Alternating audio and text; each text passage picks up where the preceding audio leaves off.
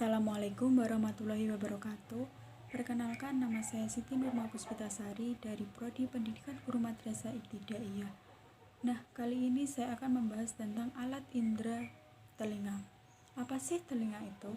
Telinga adalah suatu organ alat indera yang berfungsi sebagai alat pendengaran.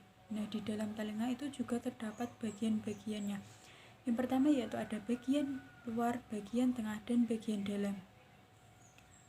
Nah, ini contoh dari telinga.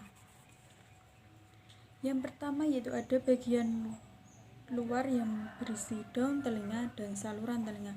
Kemudian bagian tengah yaitu ada gendang telinga, tulang sanggurdi, malleus, stapes. Dan yang bagian luar yaitu ada rumah siput dan saluran eustachia. Nah, di bagian-bagian penting ini juga memiliki fungsi yang sangat penting. Yang pertama yaitu ada daun telinga yang berfungsi untuk mengumpulkan gelombang suara yang nantinya menuju ke saluran telinga. Dari daun telinga ini kan menuju ke saluran telinga. Nah, kemudian ada saluran telinga yang berfungsi untuk menangkap dan mencegah debu maupun hewan yang berukuran kecil yang nantinya akan masuk ke dalam telinga. Kemudian ada gendang telinga yang berfungsi untuk menangkap gelombang suara lalu mengubahnya menjadi getaran yang diteruskan ke tulang telinga. Kemudian ada tulang telinga yang berfungsi sebagai landasan untuk meneruskan getaran yang masuk dari telinga ke rumah siput.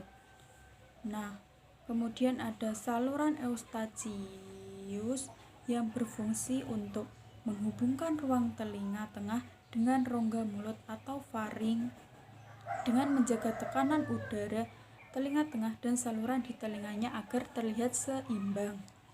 Kemudian ada rumah siput atau yang disebut juga dengan koklea. Nah, ini contoh rumah siput. Seperti rumah siput bentuknya atau disebut dengan koklea yang berfungsi sebagai saluran spiral yang bentuknya menyerupai rumah siput. Di dalam rumah siput ini terdapat organ korti yang nantinya mampu peka terhadap tekanan getaran. Fungsi getaran tersebut nantinya akan diubah menjadi impuls saraf di dalam sel rambut untuk diteruskan saraf ke otak. Selanjutnya yaitu cara kerja telinga. Nah, bagaimana sih nantinya kita itu bisa mendengar dengan baik? Yang pertama yaitu dari gelombang bunyi.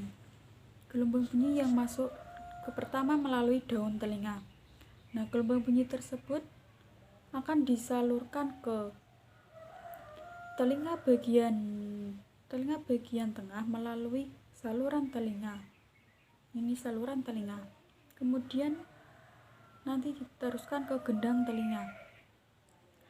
Nah, di gendang telinga ini nanti akan muncul getarannya. Getaran tersebut diperkuat dan diteruskan ke rumah siput atau koklea.